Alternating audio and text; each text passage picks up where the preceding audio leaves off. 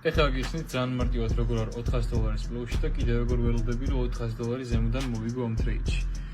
ეს არის პროფი რომ $400 უკვე გამოტანილი მაქვს, ანუ ფარშალი აღებული მაქვს, ეს ქვედა პროფიტი გუშინდელი არის, გუშინდელი ტრეიდი რო ახსენი. და მოდი ეხლა გიხსნით ამ ტრეიდს. 11 მიკრო მაგახსნილი აქვს და ველოდები დანარჩენ პროფიტებს 1 მიკროს აქვს ფარშალს, 1 მიკროს აქვს და აგიხსნით ამ ტრეიდში რატო შევედი რა. პირველ რიგში რომ გადმოვხედოთ რა, მარკეტის order flow, მარკეტზე ხედავთ რომ მარკეტის order flow არის BR-ში, ეს არის 15-წუთიანი time frame-ი რა. მე რადგანაც ამ ტრეიდში შევედი და თავდაჯერობა ამ ტრეიდში მომცა, ფასმა იყო რომ აი ამ bullish displacement-ზე, bullish displacement ფასი პატივს არსემს რა, ეთყობა უკვე რომ იწყოს ფასი disrespect-ს ამ bullish PDRA-ებს. გაიკეთა და იკეთებს BR-ში PDRA-ს, როგორც არის რა.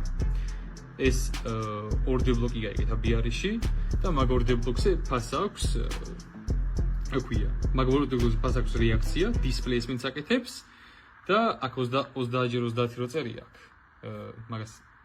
მაგას არ შეხედოთ 30-30 ვიცი რამდენიც არის. რაღაც მაინტერესებს.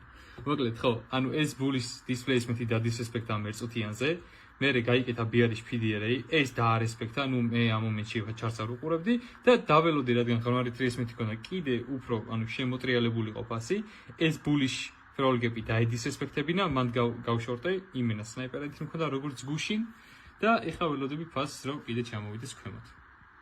მადლობა ყურადღებისთვის და დროებით.